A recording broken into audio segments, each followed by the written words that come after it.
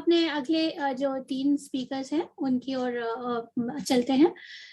तो ये है कि कुछ एडवोकेसी संबंधी जो अनुभव है, व्यवहारिक अनुभव है, उनको हमारे 3 स्पीकर्स आने वाले शेयर करेंगे आपके साथ सम हैंड ऑन एडवोकेसी एक्सपीरियंसेस। तो उनमें पहले हैं श्री प्रतीक निकम जी, जो कि AICB के एडवोकेसी कमेटी के मेंबर हैं और हाईली एक्टिव हैं। मैं तो अभी पिछले दिनों फास्टैग के मुद्दे पे लगातार इनसे टच में रह के बाकी जिन लोगों को अलग अलग स्टेट्स में प्रॉब्लम आ रही थी उनको इन्होंने बहुत गाइड किया और मैंने भी इनसे समझ के गाइड करने की कोशिश की। तो प्रतीक जी, ओवर टू यू। ये व्यवसाय से इंजीनियर हैं, नो विजन है वैसे, और व्यवसाय से इंजीनियर है, वो बहुत कमिटेड है, कई सालों से एडवोकेसी करते रहे हैं। जी हाँ Pratik. Good afternoon. With permission of मतलब हमारे Kaul sir, president AICB Aneja sir, मैं अपना कुछ एक्सपीरियंस शेयर करना चाहूँगा। मैं मैकेनिकल इंजीनियर 2010 में पास आउट हुआ। उसके बाद जॉब नहीं थी, जॉब करने के लिए मैंने प्राइवेट सेक्टर में अप्लाई किए बट मेडिकल अनफिट पाया गया। तो फिर मैं सोचा कि मैं हैंडीकैप्ड हूँ तो मुझे गवर्नमेंट सेक्टर में जॉब मिल जाएगी। बहुत जगह पे अप्लाई करने के बाद एडवर्टाइजमेंट देखे तो वहाँ दिखा कि कोई पोजीशन आइडेंटिफाइड ही नहीं की गई है लो विजन के लिए, ना कि ब्लाइंड के लिए, किसी के लिए भी आइडेंटिफाइड नहीं थी। सिर्फ ऑर्थोपेडिक ही मिलता था जो पे आइडेंटिफाइड था। तो जब मैंने फिर पहला एडवर्टाइजमेंट मुझे फेस किया इसरो का, जिसमें कि साइंटिस्ट मैकेनिकल इंजीनियर की जॉब थी, पर उसमें भी कहीं लिखा नहीं था कि किसके लिए आइडेंटिफाइड है नहीं है। अप्लाई करने के बाद समझ में आया कि वो मैकेनिकल लो विजन के लिए आइडेंटिफाइड नहीं था। तो मैंने फिर पढ़ते पढ़ते गया तो मुझे दिखा कि CCPD के माध्यम से मैं केस टेकअप करूं। तो जब केस मेरा CCPD के सामने आया तो ये पाया गया कि जो लिस्ट ऑफ पोस्ट आइडेंटिफाइड की है गवर्नमेंट ने ग्रुप A के लिए, उसमें इसरो का जो मैकेनिकल इंजीनियर साइंटिस्ट है वो लो विजन के आइडेंटिफाइड नहीं है। तब मेरे आंखें खुली कि मैं तो अंधाधुंध गोली मार कर रहा था कि मुझे लगा कि हैंडीकैप्ट हूं तो मुझे जॉब मिल जाएगी या मुझे रिजर्वेशन मिल जाएगा। तब मुझे समझा कि जो PWD ग्रुप A का जो पोस्ट आइडेंटिफाइड है वो मुझे पहले पढ़ने पड़ेंगे। मैंने सबकी पढ़ाई की।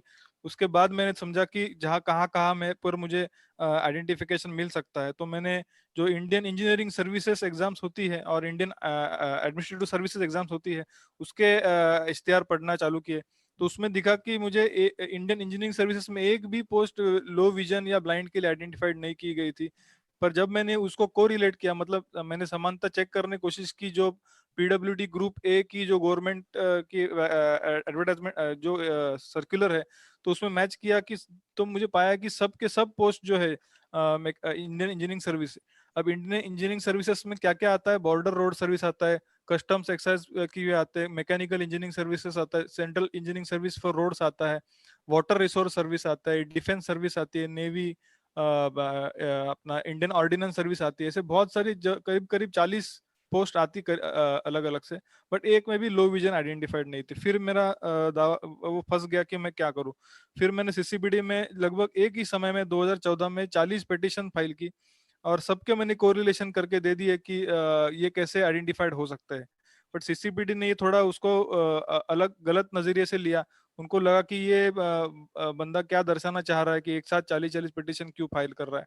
तो CCPD ने भी ज्यादा मेहनत नहीं की। उनको लगा कि मेरे पिटीशन में तथ्य तो है, पर उन्होंने सब पिटीशन फॉरवर्ड कर the department of empowerment of DPWD को। तो DPWD को उन्होंने बताया कि आप ही इन सब प्रतीक निगम के केसेस को देख पढ़िए, समझिए और आप ही इस पे डिसीजन ले लीजिए। पर 2014 से लेके आज तक मैं सिर्फ RTF के पीछे पड़ा हूँ।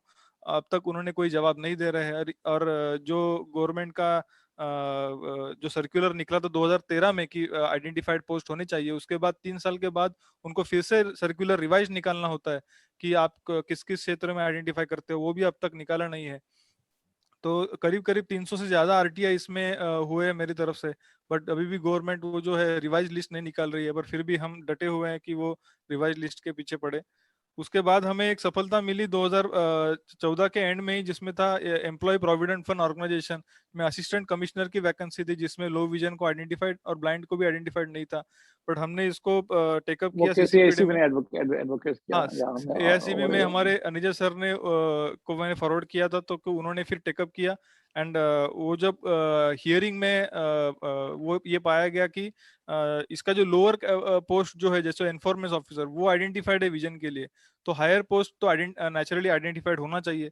वो एक सर्कुलर गवर्नमेंट का ही था, तो वो दिखा के हमने जो असिस्टेंट कमिश्नर का जो पोस्ट था ईपीएफओ का, वो अनिजा सर के साथ में हमने उसको फाइनलाइज करके मतलब हमारे फेवर में आ गया। ये फर्स्ट डिसीजन था। उसके बाद में और एक पब्लिक सेक्टर अंडरटेकिंग के थ्रू भी हमने फाइट किया था, जिसमें भी मतलब जैसे कि एक और केस था इंडियन नेवी का। इंडियन नेवी में थोड़ा सा गवर्नमेंट की तरफ फेवर में चला गया, जबकि हियरिंग में अनिजा सर को उन्होंने बताया था कि हम लोग डिफेंस में आइडेंटिफाई करेंगे लो विजन को। बट जैसे डिसीजन राइटिंग में आया उसमें कुछ उल्टा ही लिख के आया था कि ये आइडेंटिफाइड नहीं हो सकता। तो ये अभी भी थोड़ी सी ट्रेजेडी है कि उन लोग ऐसे डिसीजन क्यों दिए सीसीपीडी। मैंने बहुत फॉलोअप लिए, तो उन्होंने मुझे मतलब कंप्लेंट के तौर पर अनिजा जिससे उन्होंने बात की कि प्रतीक बहुत ज्यादा बात करता है, उसको थोड़ा आप चुप कराइए। और अनिजा जी ने मुझे कॉन्फिडेंस देते रहे कि आप करते रहिए अपने काम। तो उसके बाद और एक फिर नौकरी की तलाश में और एक जगह पे मैंने अप्लाई किया पब्लिक सेक्टर में 2015 में, XYZ नाम नहीं लूंगा। तो वहां पे भी ऐसा ही था कि पोस्ट आइडेंटिफाइड नहीं थी, उसको मैंने इमीडिएटली कोरिलेट किया सीसी हमारे जो ग्रुप ऑफ आइडेंटिफाइड पोस्ट है ग्रुप पीडब्ल्यूडी ग्रुप ए के लिए, उसमें भी जैसे था कि वैकेंसी का नाम था सीनियर ऑफिसर कॉन्ट्रैक्ट और प्रोक्योरमेंट, मतलब माल खरीदी करना। तो उसमें जो है डायरेक्ट आइडेंटिफिकेशन था, सीसीपीडी को रेफर किया, आइडेंटिफिकेशन है नहीं कर रहा है। हियरिंग हुई, हियरिंग में मैं पर्सनली विजिट किया था। उसमें फिर मैंने रिक्वेस्ट किया कि आप जो पुराना में मेरे कुछ भी होगा मेरा इमेज वो आप भूल जाइए और इस केस को फ्रेशली लीजिए ताकि मैं जॉब कर पाऊंगा। तो इस में डायरेक्ट आइडेंटिफिकेशन था और पिछला कुछ ना देखते हुए सीसीपीडी ने हमारे फेवर में और एक डिसीजन दे दिया कि ये पोस्ट आइडेंटिफाई हो सकती है लो विजन के लिए। तो ऐसे करते करते मतलब हर करीब करीब 40 से ज्यादा मिनिस्ट्रीज में फॉलो अभी भी चालू है कि ये लो विजन के लिए इंजीनियरिंग सेक्टर में स्पेशली आइडेंटिफिकेशन दिया करे। उसके बाद में ऐसी मेरी मेरा जो एक्टिविटी चलती रहती है कि और क्या ढूंढ सकते हैं। तो ऐसे 2021 में इसमें जनवरी में एक नेशनल हाईवे अथॉरिटी ने अनाउंसमेंट दिया कि जो भी विजुअल जो भी दिव्यांगजन है सभी कैटेगरीज के, उनके लिए जो है टोल फी का एग्जम्पशन दिया जाएगा। हालांकि अब तक ऐसा था कि सिर्फ जो मैकेनाइज्ड व्हीकल, मतलब आपकी गाड़ी जो स्पेसिफिकली मॉडिफाई की गई है दिव्यांगजन के लिए, जो कि सिर्फ ऑर्थोपेडिक वन हैंड या वन लेग के लिए करते थे, उसी को एग्जम्पशन था। बट अभी इन्होंने नेशनल हाईवे ने सिर्फ इश्तिहार दिया एडवर्टाइजमेंट में न्यूज में कि ये करने वाले हैं या किया गया है। तो मैंने इसको फॉलो अप किया नेशनल हाईवे में, अखिलेश कुमार जो चीफ जनरल मैनेजर है वहां से, और उनको बोला है कि भाई सर्कुलर तो दे दीजिए। सर्कुलर कहाँ है इसमें, सिर्फ आप तो खाली इश्तिहार में बात कर रहे हैं, कब तक हो पाएगा इसमें। तो इसमें भी करीब करीब सेंट्रल पब्लिक ग्रीवियंस जो है, उसके बाद आरटीआई और टेलीफोनिक में उनका बहुत फॉलोअप लेने के बाद उन्होंने एक सर्कुलर इशू किया। और उसके बेसिस पे उन्होंने बताया कि एक स्पेशल उन्होंने लाइन लगाई जिसमें लिखा था कि मैकेनाइज्ड व्हीकल और अडेप्टेड व्हीकल और व्हीकल ओन्ड बाय दिव्यांगजन। मतलब दिव्यांगजन अगर कोई व्हीकल ओन करेगा तो उसको भी ये फैसिलिटी दी जाएगी। बट ये खाली इश्तिहार मिनिस्ट्री ऑफ ट्रांसपोर्ट ने निकाला, जो सर्कुलर निकाला जो सी मिनिस्ट्री ऑफ ट्रांसपोर्ट ने, और ये नेशनल हाईवे अथॉरिटी है, ये एक पब्लिक अंडरटेकिंग है जो ट्रांसपोर्ट मिनिस्ट्री के अंडर काम करती है। तो अब ये दोनों को पता नहीं एक दूसरे को कि किसने सर्कुलर निकाला, कौन इम्प्लीमेंट करेगा, कैसे करेगा। और जो फास्टैग इशू करने की अथॉरिटी है वो तीसरी अथॉरिटी है IHMCL। जो IHMCL मतलब जो है जो उन्होंने फिर एक कॉन्ट्रैक्ट देके रखा है, नेशनल हाईवे अथॉरिटी ने IHMCL को कॉन्ट्रैक्ट देके रखा है कि आप फास्टैग इशू करिए। तो ये तीनों का कंफ्यूजन था कि कौन क्या करेगा। तो फिर हमने CGM अखिलेश कुमार जी से बात किया कि सर कौन ये जो अगर ट्रांसपोर्ट मिनिस्ट्री ने सर्कुलर इशू किया है तो आप पहले आपका वेबसाइट चेंज कराइए। तो फिर हमने व्हाट्सएप कम्युनिकेशन किया, उन्होंने मुझे पर्सनली मोबाइल नंबर भी शेयर किया, और करीब करीब 2 महीने मतलब अराउंड जनवरी एंड के आसपास उन्होंने एटलीस्ट वेबसाइट चेंज अपडेट करा ली उन्होंने, जो कि एक बहुत बड़ा मतलब एक ऑलमोस्ट एवरी नाइट में उनसे व्हाट्सएप या SMS या फोन पे चलते रहता था हमारा कांटेक्ट कि सर होगा कि नहीं, होगा कि नहीं, करिए जल्दी करिए। तो उन्होंने जनवरी एंड में उसको अपडेट कराया।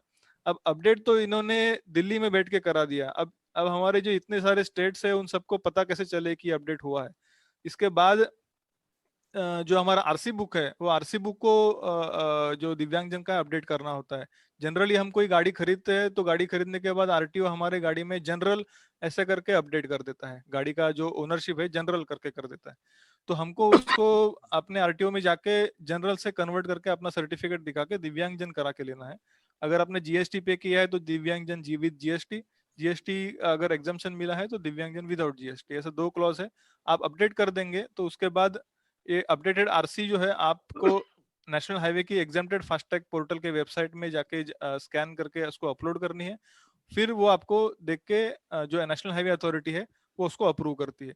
अब दूसरा मसला ये था कि जब हमने तो ये सिर्फ दिल्ली से अप्रूव करा लिया था, अब बाकी स्टेट्स के आरटीओ को पता नहीं है कि अपडेट कैसे करना है। तो फिर जैसे ही हमने न्यूज पब्लिश करी थी तो बहुत मतलब अभी भी मुझे सैकड़ों इतने फोन आते कि मैं सबके फोन कभी कभी उठा भी नहीं पाता हूँ। फिर सबको मैंने बोल दिया कि 9 to 6 में आप फोन मत करिए, उसके बाद में मैं आपके लिए हमेशा अवेलेबल रहूंगा। और अभी भी मैंने शाम को मैंने जितने भी मिस कॉल्स आते हैं शाम को मैं खुद उनको कॉल बैक करके अपडेट करा देता हूँ कि ये क्या क्या मतलब कैसे आपको ये सॉल्यूशन मिल सकता है। तो आज भी सब लोगों ने जितने भी मुझे कॉन्टेक्ट्स हुए करीब 100 से ज्यादा हुए, सब लोगों के आरसी बुक जो है वो कन्वर्ट हो चुके हैं दिव्यांगजन में। अब सेकंड स्टेप है कि दिव्यांगजन का आरसी बुक लेके आपको नेशनल हाईवे अथॉरिटी के पोर्टल में जाना है। यहाँ अभी भी बहुत सारे नेशनल हाईवे अथॉरिटी के भी अलग अलग स्टेट के रीजनल ऑफिसेस है। वो रीजनल ऑफिसेस में ये पता नहीं है कि ये रूल हमने कब चेंज करा है। तो फिर हमको मैं भी जितना हो सके मैं खुद रीजनल ऑफिसेस में बात करता हूँ। जो दिव्यांगजन है जो खुद जाके मुझे फोन करते हैं वहां जाके उनसे मैं कभी हो सके तो बता देता हूँ कि आप वो जो कैटेगरी है उसको ठीक से पढ़िए। उसके लास्ट में लिखा हुआ है और vehicle owned with ownership type दिव्यांगजन। इसके बाद एक दिल्ली में 4 केसेस मुझे लास्ट वीक में समझा कि 4 केसेस उन्होंने एक्सेप्ट कर लिए है और दिव्यांगजन का व्हीकल ओनरशिप टाइप करने के बाद उनको फास्टैग एग्जेम्प्टेड इशू हो चुका है। और उसके बाद ये मेरा मतलब ये मंथ के एंड तक मैं श्योर है कि मैं फिर से एक बार हमारे एरिया में जो भी गया था अहमदाबाद में उनके भी ट्रांसपोर्ट कमिश्नर से बात किया है। तो they have also agreed and वो भी हमारा जो फास्टैग जो है वो भी अप्रूव करा लेंगे। Very good, thank you very much. ये क्लॉज था दिव्यांगजन वाला। उसका और एक अपडेट हमारा है जीएसटी एग्जाम्पशन का, जो कि अब तक सिर्फ ऑर्थोपेडिकली चैलेंज को मिलता था। वो भी हमने टेकअप किया है मिनिस्ट्री में। जो एक केस पास हुआ था दिसंबर 20 में, सीसीपीडी ने रिकमेंडेशन दिया था कि only the exempted the GST exemption जो है it is to be extended to all the categories, मतलब सभी दिव्यांगजन के कैटेगरी को ये एक्सटेंड करना है। तो उसको भी हमने हाँ करीब 15-20 आरटीए और सीपी ग्राम्स के बाद जो 3 मिनिस्ट्री ने डिसीजन दिया है और डीके पांडा जी ने हमें लास्ट वीक ही कंफर्म किया है कि मिनिस्टर से साइन हो चुका है और ये जो जीएसटी एग्जाम्पशन है सभी को पास ऑन किया जाएगा। तो बस यही हमारे एक्टिविटी चल रही है under leadership of guidance of Aneja sir. Thank you sir. Thank you, very good achievement. Yes, Gauri, continue. Tarun. Thank you so much, Pratik ji. और before that, Gauri, our next speaker for the next section, Mr. George Ibrahim, has joined us already. George, welcome very much. Thank you very much for being with us. We look forward to listening to you at 3:15. Thank you very much for joining us. Yes. George, can you hear us? Aishwarya, make him a co-host. Yeah, good afternoon, sir. मैं तरुण गुप्ता बोल रहा हूँ। तरुण, just one second. Aishwarya, make George the co-host. मैंने उनको mute करने के लिए किया। co-host आप दे सकते हो कि मैं दे दूं? नहीं, आप ही को देना पड़ेगा। अच्छा, एक सेकंड सर, मैं देती हूँ। तरुण कंटिन्यू मीनवाइल। हाँ, इससे पहले हम क्या बोलते हैं, तरुण सर हमारे अगले स्पीकर हैं। तो तरुण जी, आपसे भी हम चाहेंगे, आप भी एडवोकेसी कमेटी के हमारे बहुत तरुण is a manager scale 2 in Punjab and Sindh Bank. He is visually impaired and very enthusiastic person. बहुत ही उत्साही हैं। पंजाब सिंध बैंक में मैनेजर है, स्केल 2 मैनेजर, और खुद अपना केस फाइट कर रहे हैं हाई कोर्ट में। हमने सीसीपीडी से वो केस जीता है और अब हाई कोर्ट में फाइट कर रहे हैं। Tarun, please go ahead. Good afternoon sir, respected Aneja sir and Kaul sir and बाकी जितने भी गणमान्य व्यक्ति हैं सबको मेरा नमस्कार। मैं तरुण गुप्ता दिल्ली से। एक्चुअली मैं ये सर ने जो भी डिस्क्रिप्शन दी है कि मैं AICB से लास्ट ईयर ही जुड़ा, वो भी अपने केस के मैटर से, और साथ ही मेरे को रिस्पेक्टेड अनिल सर और कॉल सर ने एडवोकेसी कमेटी का मेंबर भी बना लिया। तो मैं इनका बहुत शुक्रगुजार हूँ कि मेरे को एक संस्था के साथ जुड़ने का मौका मिला और डायरेक्शन में काम करने का मौका मिला अनेजा सर और कॉल सर के। तो मेरा एक्चुअली में क्या है सर, मैं 2010 में लीगली ब्लाइंड हुआ था। तब से मैं जॉब के रहा देखने में। पब्लिक सेक्टर बैंक्स का मैंने पहले एडवर्टीजमेंट देखा, मुझे इसके बारे में कोई नॉलेज भी नहीं थी, रिजर्वेशन और ये सब के बारे में। तो मुझे कहीं से पता चला तो मैंने ये पब्लिक सेक्टर बैंक्स में भरा था। उस वक्त उनकी रिक्रूटमेंट्स निकली थी, मैंने उसी को भर दिया। तो पेपर सारे क्लियर होते थे, इंटरव्यू क्लियर होते थे, बट इशू आता था पोस्टिंग्स का। तो तब मुझे CCPD या इन चीज़ों के बारे में कुछ ज्ञान था नहीं इतना, ना NGOs के बारे में इतना कुछ नॉलेज था। तो पोस्टिंग्स जो है दिल्ली में ना देके बाहर देते थे, जस्ट कि बंदा ज्वाइन ना कर सके। अब जिनका तो हेड ऑफिस दिल्ली में होते थे तो मैं जाके खुद परस्यू कर लेता था, बाकी अनफॉर्चुनेटली कोई दिल्ली में था नहीं जिनके पेपर्स क्लियर किए थे।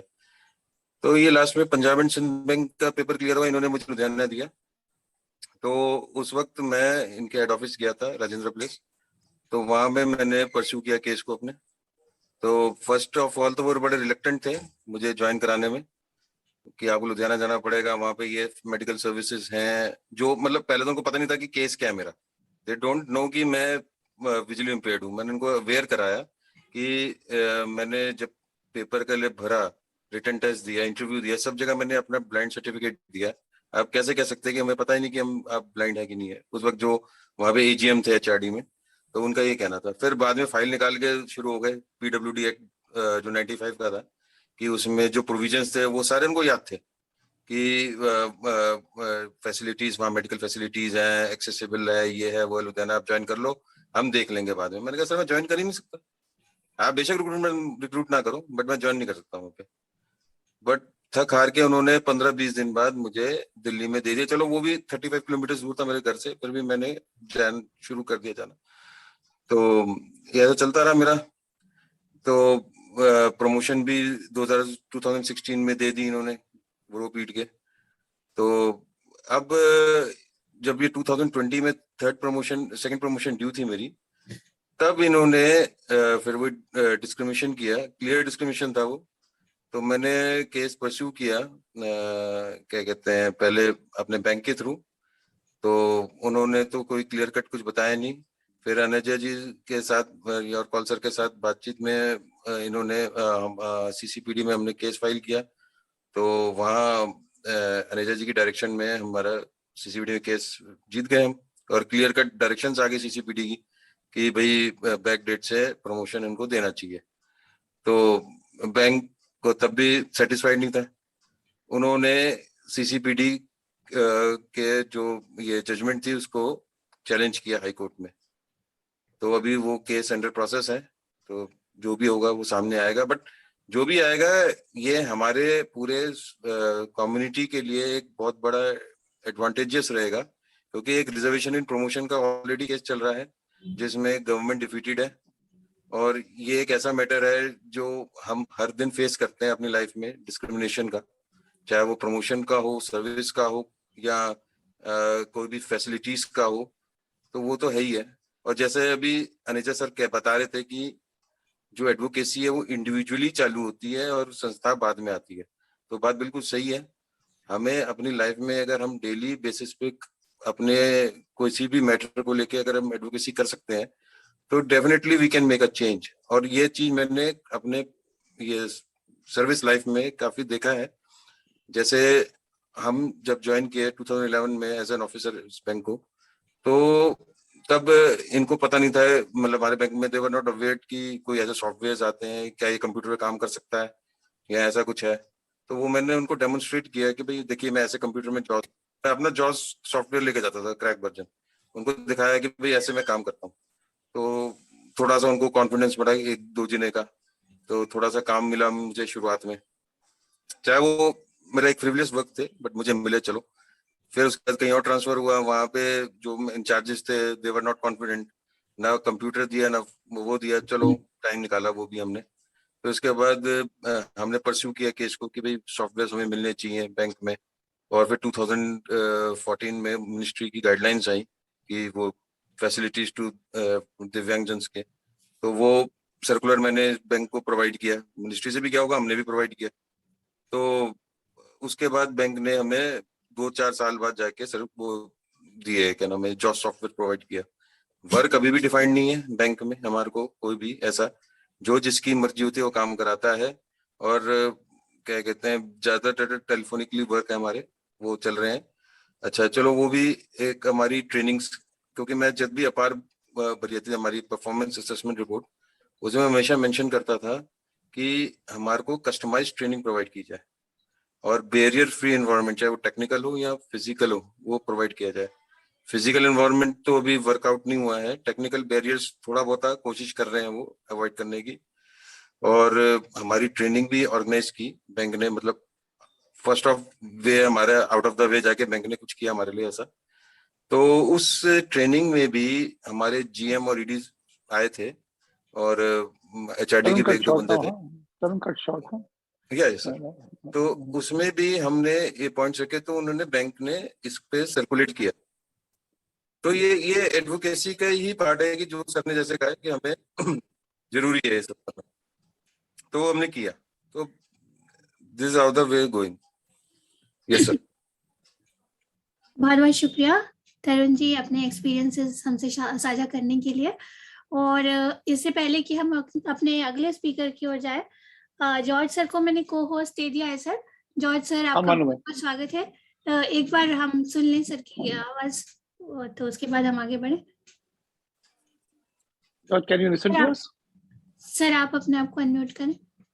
Yes, I can hear you all, and I am eagerly waiting. I'm a little nervous, but I'm waiting. Okay, thank you. Thank you, sir. Yeah, तो Sanyas, who is the president of? तीसरे जो speaker है वो सन्यास कुमार बिहारा जी है, जो हमारी Odisha association for the blind है भुवनेश्वर में, वहाँ पे वो प्रेसिडेंट है। तो सन्यास जी, ओवर टू यू। सबको मेरा नमस्कार। President AICB Dr. Aneja, all office bearers, George Abraham sir, all members of the advocacy committee and distinguished delegates. ये हिंदी सेमिनार में मैं अंग्रेजी में शुरू कर दिया एड्रेस करना थोड़ा जल्दी होने के लिए। तो आप सबको मेरा फिर एक बार नमस्कार। एक्चुअली जो एडवोकेसी का काम, ये बहुत डिफिकल्ट काम हो जाता है एक बार एक समय। मैं जब एडवोकेसी शुरू किया था उड़ीसा में, एक बार एक special school for the visually and hearing impaired girls में गवर्नमेंट ऑफ इंडिया का जो ग्रांट मिल रहा था, उसी एनजीओ का सेक्रेटरी उनका एक लेडी प्रिंसिपल को उनके मकान में बुलाकर उसको बंदूक दिखाकर वो सारी ब्लैंक चेक में सिग्नेचर कर लिया और उस सारे पैसा ले लिया। और बच्चों ने स्टारवेशन में रहे। तो जब बच्चों ने स्टारवेशन में रह गए हैं, उसी टाइम मैंने भद्रक में काम कर रहा था और भद्रक में एक डिस्ट्रिक्ट डिसेबिलिटी ग्रीवेंस सेल किया था कलेक्ट्रेट में।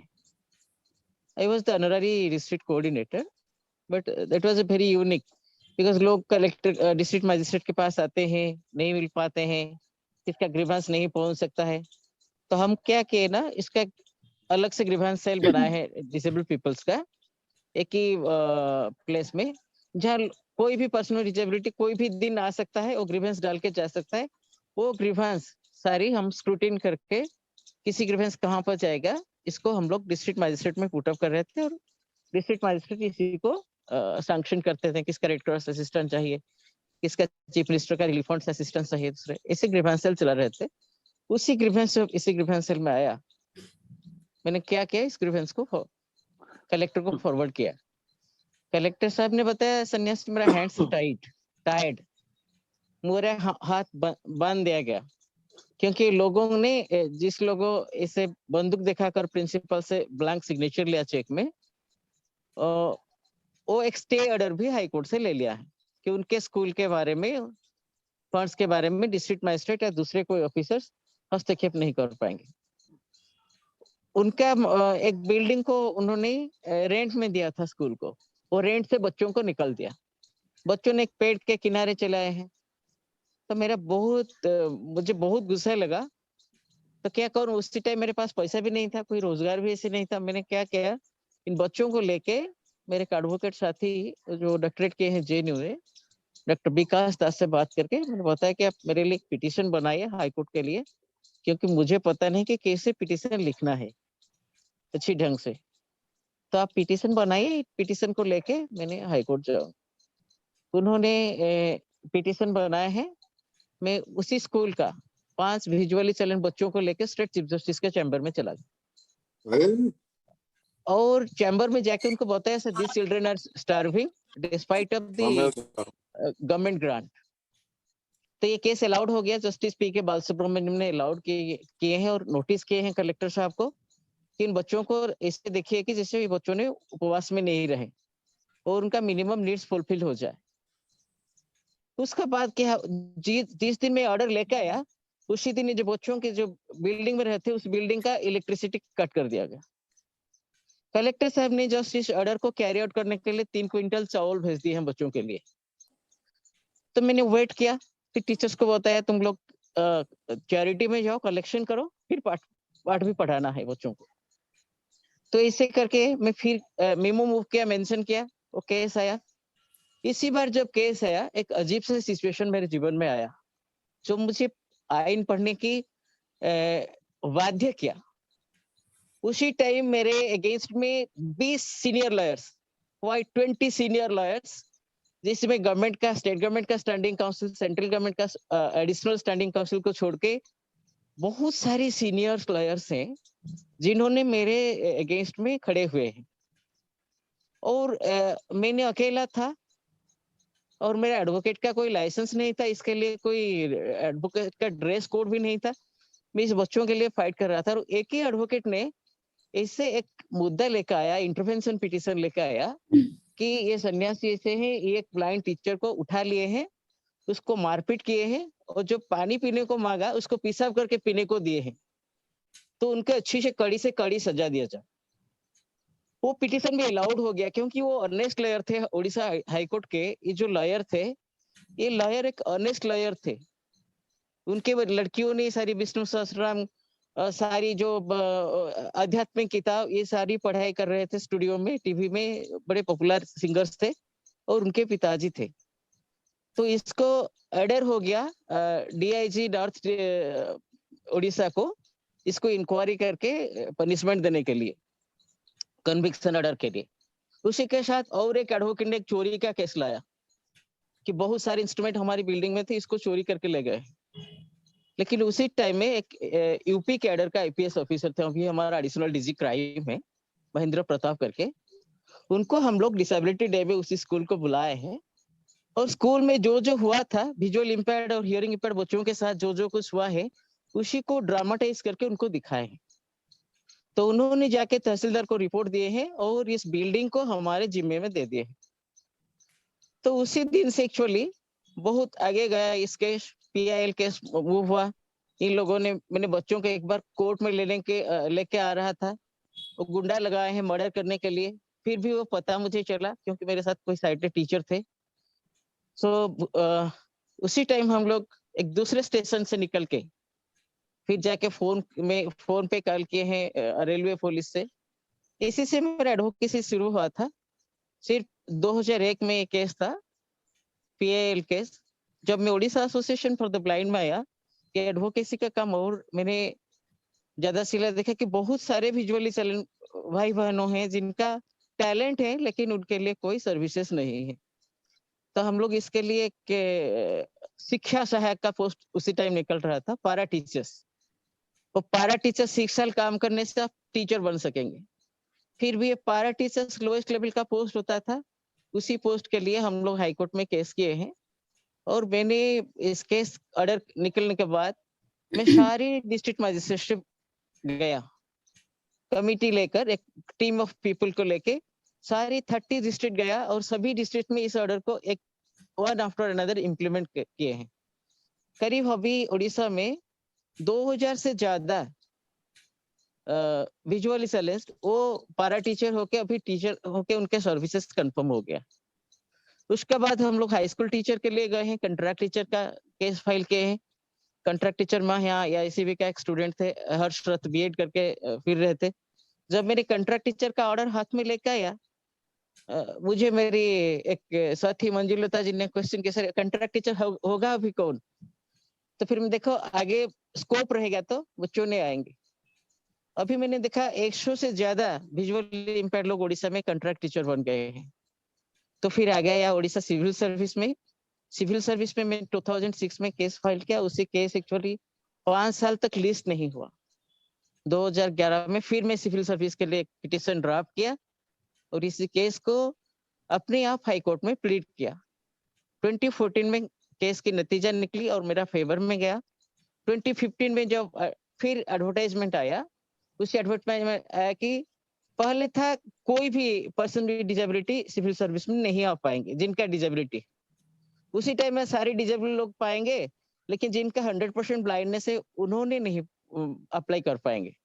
उसी को फिर हम लोग स्टेट डिसेबिलिटी कमीशन में केस फाइल करके ऑर्डर निकला और मैंने उड़ीसा सिविल सर्विस का पहला ऑफिसर हूँ जो उड़ीसा एडमिनिस्ट्रेटिव सर्विस में आया हूँ। मैं इसका परीक्षा दिया। एक्चुअली मेरा इच्छा नहीं था, मेरा कुछ साथियों ने, हेमंत सुबुद्धि जी और मंजुलता पंडा जी जैसी, उन्होंने मुझे परस्यू किए हैं कि उड़ीसा सिविल सर्विस में जाने के लिए। मैं परीक्षा तो दे दिया और इसी परीक्षा से निकल के भी आया। मेरे साथ और 18% डिसेबिलिटी उड़ीसा सिविल सर्विस में आए हैं।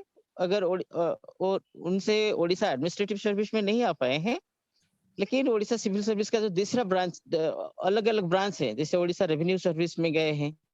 यहीं पे AICB के एक स्टूडेंट सुकांति दास थे जो यही AICB में स्टेनोग्राफी का कोर्स कर रहे थे। और दूसरा Orissa tax and accounting services में भी हुए। तो इससे बहुत सारे सर्विसेज में वो आ गए हैं। अभी उड़ीसा पहले स्टेट था, सुप्रीम कोर्ट का ऑर्डर पहले उड़ीसा जुडिशियल सर्विस में रिजर्वेशन देने के लिए मैंने ऑर्डर कर लिया था उड़ीसा हाई कोर्ट से। लेकिन ये है कि उड़ीसा जुडिशियल सर्विस के लिए अभी विजुअली इम्पेयर्ड बच्चों पढ़ ही नहीं रहे हैं। लेकिन यहाँ रिजर्वेशन देने के लिए उड़ीसा पहली स्टेट थी जब AICB ने इस काम का शुरू किया कि जुडिशियल सर्विस में भी हमें दिया जाए। तो हम अभी उड़ीसा जुडिशियल सर्विस में भी ऑर्डर कर ले चुके हैं, ऑलरेडी ऑर्डर कर चुके हैं। बाद में उड़ीसा ऑर्डर होने के बाद सुप्रीम कोर्ट ने बताया कि visually impaired, completely visually impaired में जुडिशियल सर्विस में नहीं आना चाहिए। उसके बारे में भी हम लोग आगे बढ़नी चाहिए। एजुकेशन के लिए इसे हम लोग हाँ सर, थोड़ा एग्जाम्पशन का भी ऑर्डर किए हैं। यहाँ हमारे बच्चों क्लास 1 से PG लेवल तक जो भी कोर्स में एडमिशन करेंगे, कोई भी गवर्नमेंट कॉलेज में प्रोफेशनल टेक्निकल सारी कोर्स में एडमिशन फ्री है। तीसरी चीज है कि हम लोग विजुअल इम्पेयर्ड बच्चों जो +3 फर्स्ट वर्ड ऑनवर्ड्स पढ़ते हैं उसको लैपटॉप स्कीम भी बनाए हैं एडवोकेसी करके। उनको लैपटॉप के साथ जॉर्ज सॉफ्टवेयर फ्री में गवर्नमेंट प्रोवाइड करता है। तीसरा चीज है कि स्पेशल ITI एक बनाया है, स्पेशल इंडस्ट्रियल ट्रेनिंग इंस्टीट्यूट। वहीं पे भी कंप्यूटर ट्रेनिंग विजुअल इम्पेयर्ड को देते हैं, गवर्नमेंट की तरफ से सर्टिफिकेट देते हैं। और फाइनली एक यूनिक थिंग है कि जो गवर्नमेंट जो पर्सन विजुअल इम्पेयर्ड है और दूसरी डिसेबिलिटी का है, उन बच्चों उन लोगों का जो बच्चों हैं हायर एजुकेशन में जाते हैं, उनके लिए एक एक्सक्लूसिव स्कॉलरशिप स्कीम भी हम लोग बनाए हैं उड़ीसा में। तो इससे बहुत एडवोकेसी हम लोग किए हैं। करीब मेरा किताब एक है इसके बारे में, compendium of government orders and rights of persons with disability 1963 to 2009। वो VSO और DFID में इस किताब को प्रिंट करने के लिए सपोर्ट किए थे, उनका आभार हूँ। और जॉर्ज साहब के साथ भी हम लोग बहुत सारी एडवोकेसी का काम किए हैं। जैसे आशा किरण करके एक ऑडियो मैगजीन आकाशवाणी के माध्यम से हम लोग प्रकाश कर रहे थे। और ये आईवे आलोक पोते तुम साथ है कि 24 एपिसोड हम लोग बनाए हैं सक्सेस स्टोरीज के, विजुअल इम्पेयर्ड लोगों के सक्सेस स्टोरीज के साथ। इसको एटीट्यूड का चेंजेस के लिए हम लोग कर रहे थे।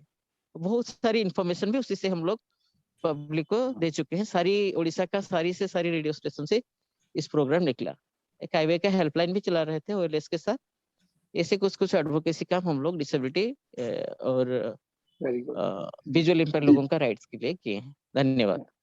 थैंक यू सर, बहुत अच्छा काम किया, बहुत वेरी गुड। एंड वी अब AICB आप प्रेसिडेंट हमारी एफिलिएट के, तो और भी ज्यादा काम करेंगे उड़ीसा में। आप बताइए क्या इश्यूज का काम करता है, हम जरूर सपोर्ट करेंगे आपको। Will support you.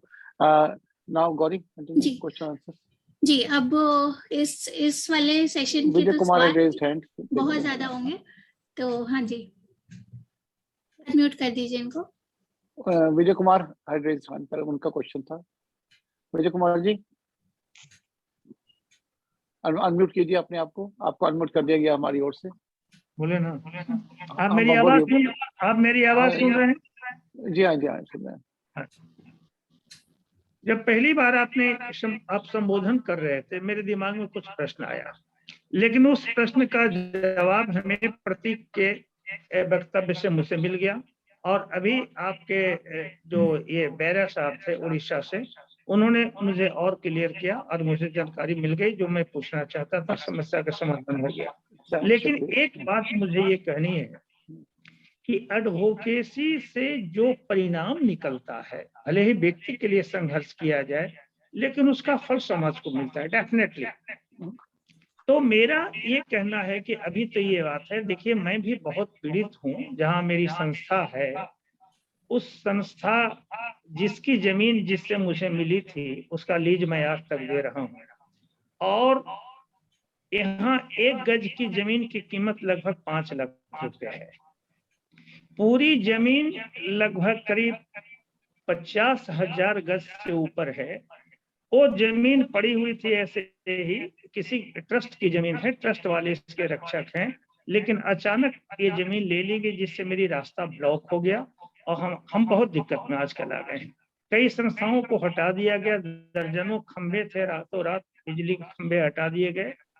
कहाँ से ये किसने जमीन लिया? पता चला सरकार ने लिया। सरकार से हमने पूछा, यानी ये गांव वाले अगल बगल हैं, उन लोगों ने पूछा आरटीआई से कि आपने लिया है? ना जी मैंने नहीं लिया। क्या बिहार विद्यालय परीक्षा समिति ने ये जमीन एक्वायर्ड की है? ना जी नहीं की है। क्या भवन निर्माण ने किया है? 3 बार आरटीआई से पूछे, ना जी नहीं किया है। आखिर ये जमीन है कि ये कंस्ट्रक्शन चल के आ रहा है, किसका रहा है? 300 करोड़ का प्रोजेक्ट है ये, लगभग 100 करोड़ रुपए से ऊपर इन्वेस्ट कर चुके हैं ये लोग। अभी हमारी तो यही एडवोकेसी के लिए मैं लड़ रहा हूँ। और आप लोगों से निवेदन ये है, जितने संस्थाएं इसमें भाग आज ले रहे हैं हम लोग एनजीओ के, कि ये भी मेरे बहुत कठिन रास्ता से मुझे गुजरना होगा। तो आने वाला भविष्य हमारा क्या होगा और इसको मैं कैसे लड़ाई लड़ूं? भाई हमारे अनेजा जी तो जरूर हमको मदद करेंगे, लेकिन जरूर करेंगे तमाम सर। जितने ऑर्गेनाइजेशन से हैं वो आए। हो सकता है कुछ हमारे बड़े भाई हमारे बड़े नजदीकी हैं और मिनिस्टर्स हैं, और वो उनसे मेरा मतभेद काफी बढ़ चुका है अभी, क्योंकि उन्होंने कहा कि आपको कोई तंग नहीं न किया जा रहा है। कि तंग तो नहीं किया गया, लेकिन आपने कोई हमारे ऊपर दया नहीं की है, आप हमसे भयभीत हुए, इस वजह से आपने छोड़ा है। क्लियर, मैंने यही बात कहा। अगर हिम्मत है तो हटा के देख लो। तो वो चुप हो गए इस पे। तो लेकिन रास्ता हमारा बंद हो रहा है, तो इसके लिए मैं लड़ाई लड़ूंगा। और बस अभी तो समय आपका ज्यादा नहीं बहुत लूंगा। अच्छी बात है विजय जी, बिल्कुल आपने सही कहा, लड़ाई लड़नी चाहिए। ये पहली बार हमारे संज्ञान में आप ये बात ला रहे हैं। मेरे से बात कर दीजिएगा, मेरे को फैक्ट्स और डॉक्यूमेंट्स के भेज दीजिएगा, उसके बाद हम जो भी मदद कर पाएंगे आपको पूरी करेंगे इसमें। जी, अगला प्रश्न। कोई सवाल?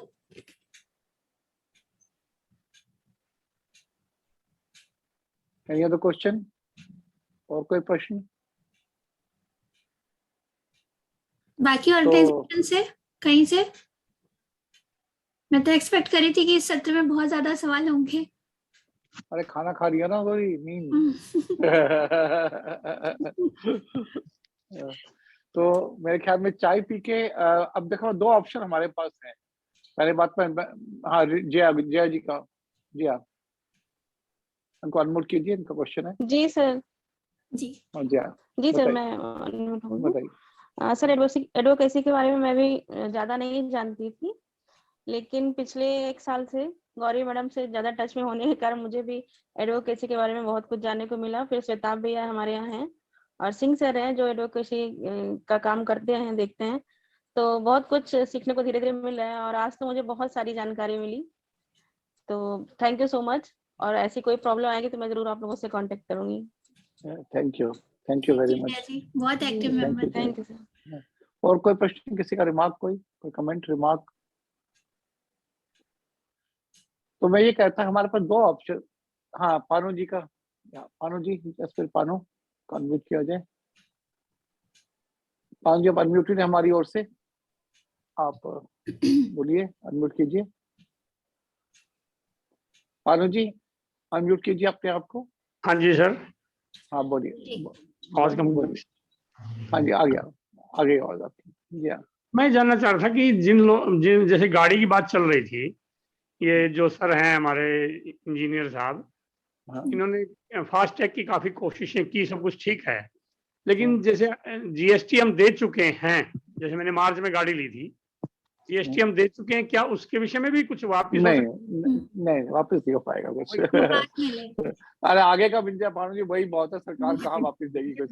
सही बात नहीं, जानना चाह रहा था सिर्फ, क्योंकि 2021 में शुरू हुआ है, तो मैंने कहा हो सकता है कि भाई अभी रजिस्टर्ड तो मैंने नहीं कराया ब्लाइंड के नाम से, क्योंकि आज ही पता लगी ये बात कि ब्लाइंड के नाम से आरसी रजिस्टर्ड होगी, उसके बाद ही बातें होंगी बाकी की।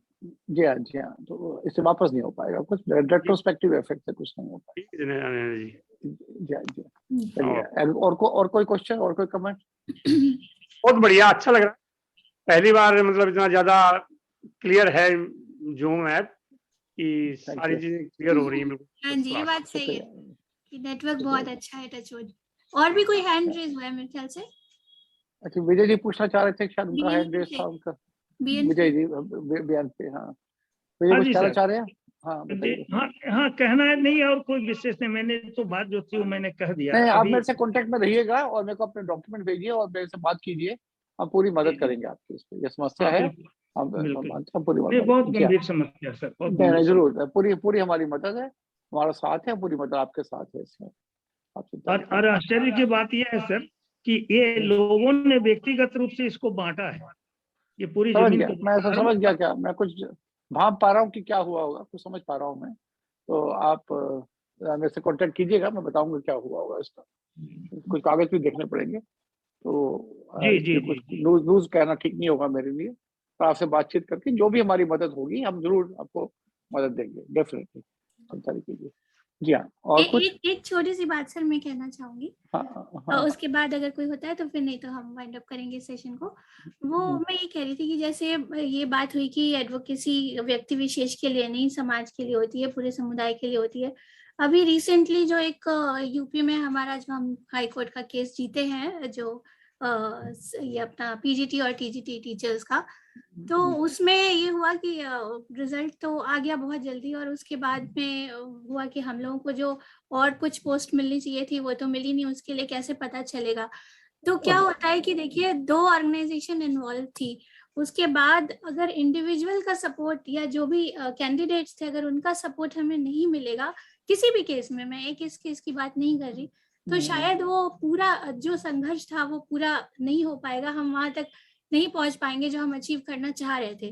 तो मेरे ख्याल से हर इंडिविजुअल की रिस्पॉन्सिबिलिटी है कि वो उसे अचीव करने में हमारा साथ दे। तो ये बिल्कुल सही कहा गौरी, इंडिविजुअल्स को चाहिए कि अपनी समस्या लाएं, हमारा साथ दें, अपनी वॉइस दें। अगर उनका साथ नहीं हो तो हम पब्लिक इंटरेस्ट में ज्यादा बातें नहीं हो पाती आजकल, जब तक कोई सामने इफेक्टेड पार्टी, प्रभावित पक्ष ना हो। सिर्फ इश्यू उठाने के लिए मुद्दा उठाना वो अब जमाना नहीं रहा। क्योंकि सर आप आरटीआई भी डाले तो किस बेसिस पे डाले, और फिर ऐसे सुनने को, अगर ऐसे कई बार ऐसे हो जाता है कि भाई इतना बड़ा केस क्या उससे निकल के क्या आया, ऐसा नहीं है, बहुत समय, बहुत रिसोर्सेज, बहुत पैसा, सब कुछ जाता है। ये मतलब मेरी अपने आंखों देखी बात है। बड़ी मेहनत की है, मुझे पता, यूपी में बड़ी मेहनत की गौरी ने। नहीं सर, आपका गाइडेंस है, लेकिन हाँ, ये चीजें जब ऐसे हो जाए कि केस, क्योंकि 2 ऑर्गेनाइजेशन आगे जाकर उसमें से नाम तो नहीं ढूंढ के ला सकती ना कि भाई कौन कौन कैंडिडेट्स थे, कौन पास आउट हुआ, क्या कट ऑफ आई, तो उसमें प्लीज हमारी मदद आने वाले समय में जहाँ भी हो। जब तक लोग नहीं चाहेंगे कुछ नहीं हो पाएगा, ये इंडिविजुअल्स का है। हमारा आप सोचे कि कोई और भला करेगा, वो नहीं होने वाला, आपको खुद आगे आना है, कम से कम आवाज उठानी है कि हमें मदद चाहिए, तभी मदद मिलेगी। जैसे विजय जी ने कहा मदद चाहिए, तो हम खुद उनको फोन करके बात करेंगे, हम उनके इंतजार नहीं करेंगे, हम खुद उनको इनिशिएटिव, पर आपको आगे आना होगा, अपनी आवाज उठानी होगी डेफिनेटली। जी हाँ, Gauri close the session now. हाँ, 3 मिनट बाद है। तो अभी हम लोग अच्छा, अब ऐसा है कि हमारे पास 2 ऑप्शन है, पहले सबको धन्यवाद दो, तो फिर एंडिंग से पहले बात करते हैं। पहले सबको धन्यवाद दे दो। जी हाँ। बहुत बहुत शुक्रिया अनिजा सर, आपने अपने संबोधन से प्रकाश डाला बहुत ही महत्वपूर्ण विषय पे। और इसके बाद तरुण जी, प्रतीक जी और संन्यास सर, आप लोगों का जो भी आप लोगों ने एक्सपीरियंस शेयर किया, पता चला कि वाकई आप लोगों ने इंडिविजुअल लेवल पे या ऑर्गेनाइजेशन के लेवल पे कितना ज्यादा स्ट्रगल किया है। तो इसमें कोई दो राय नहीं है, और आने वाले समय में भी आप लोगों का सहयोग मिलता रहेगा। हमें, हमारी एफिलिएट्स को यही अपेक्षा है, यही ख्वाहिश है।